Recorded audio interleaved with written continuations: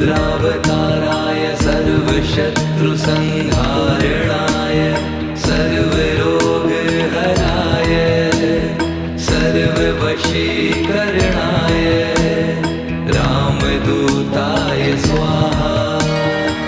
ॐ नमो हनुमते रुद्रावताराय सर्वशत्रुसंहारणाय सर्व